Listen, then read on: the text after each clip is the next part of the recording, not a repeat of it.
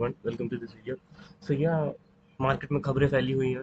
लोग बहुत टेंशन में हैं और बहुत खुश हैं, कंफ्यूज हैं, बिकॉज एक जजमेंट इन दिनों सुर्खियों में है जिसका नाम है सिमरन कुमारी। ये नाम बहुत फेमस हो रहा है इन दिनों। इन्होंने एक रिट पिटीशन फाइल की थी 10-159/2024, 25 जुलाई 2024 को।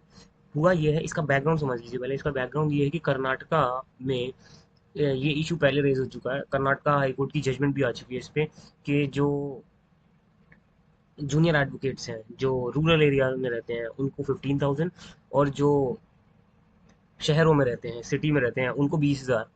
20,000 एंड 15,000 क्या है? ये 15 और 20,000 स्टाइपेंड या मंथली सैलरी, या आप जो भी कहना चाहें, ये उस तरह का अमाउंट है जिसके देने की बात की जा रही है from the senior advocates to juniors and interns.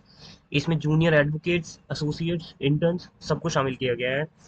माना ऐसा जाता है कि लॉ एक ऐसा प्रोफेशन है, वैसा प्रोफेशन है, इनके यहाँ सीनियर एडवोकेट्स। अब ये जो अमाउंट है वो फिक्स नहीं होंगे, बिकॉज अब यहाँ पे देखिए, बात यहाँ पर ये है, कुल मिलाकर ये समझने की बात है कि सारी लॉ फर्म्स या सारे सीनियर एडवोकेट्स या सीनियर एडवोकेट या डेजिग्नेटेड सीनियर एडवोकेट्स या नॉर्मल एडवोकेट, ये सब लोग कोई फिक्स अमाउंट नहीं है जो कमाते नहीं है। I mean, you can not determine any one's advocacy on a level of economic wealth. कभी कभी ऐसा होता है कि 50,000 कमाने वाले एडवोकेट्स भी 15-15, 20-20 हज़ार दे देते हैं या 10,000 दे देते हैं। कुछ कुछ 5-5 लाख रुपए पर मंथ कमाने वाले एडवोकेट्स 5-5 100 या 5-5 हज़ार भी नहीं देते हैं इंटर्नशिप या एसोसिएट फेलोशिप में। तो बात वही है।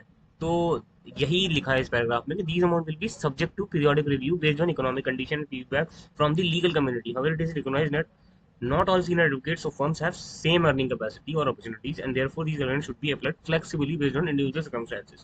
वही बात है, the minimum stipend shall be provided for a period less than at least 3 years from the date of engagement of junior advocate. अब ये जो स्टाइपेंड का जो अमाउंट है, ये कम से कम 3 साल देने की बात की जा रही है। जस्ट इमेजिन, अगर ये अप्लाई हो जाता है, कुछ एडवोकेट्स मान लेते हैं ये बात, तो जूनियर एडवोकेट्स एक बहुत अजीब सा माहौल है। लोग ऐसा देखते हैं कि मेजोरिटी ऑफ लोग जो शुरू में वकालत स्टार्ट करते हैं या छोड़ते हैं, उसका रीज़न यही है। लॉन्ग रन में 5,000, 2,000, 10,000 रुपए में survival, it's impossible, nearly impossible, because खर्चे इतने ज़्यादा हैं, वी ऑल नो दैट। तो इसीलिए लोग लॉन्ग रन में, अब कोई 2 साल 10-10 हज़ार रुपए में या 5,000 रुपए में काम नहीं कर सकता, दैट इज अ फैक्ट। या बहुत सारे लोग हैं जो घर से फाइनेंशियली थोड़ी हेल्प ले लेते हैं, but in general we all are in our 20s, 25, 26, कुछ कुछ 28 नियरली होंगे, 29 भी होंगे जिन्होंने लेट वकालत में एंट्री ली है।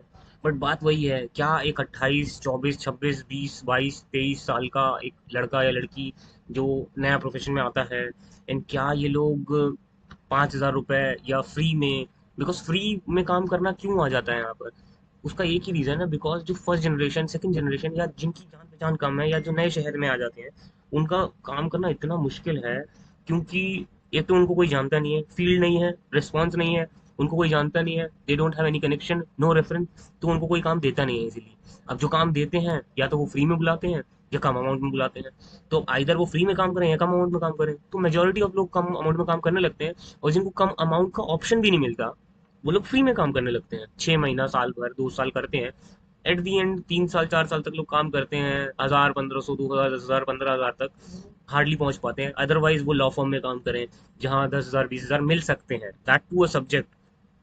बट वहाँ रात भर आपको काम करना पड़ेगा। रात भर इज अ कॉन्टेक्स्ट, नॉट रात भर।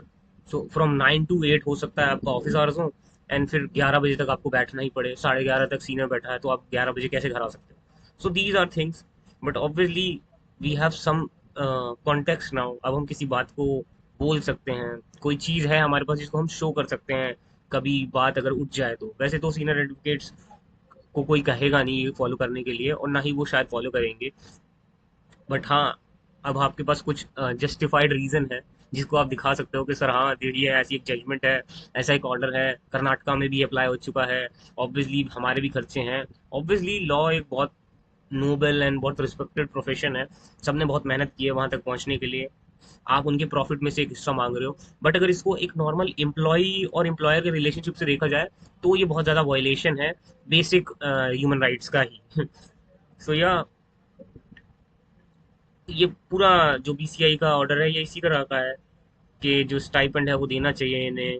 अब वो फीडबैक देखना होगा कि किस तरह का फीडबैक आता है लीगल कम्युनिटी से, किस तरह का सीनियर एडवोकेट जवाब देते हैं।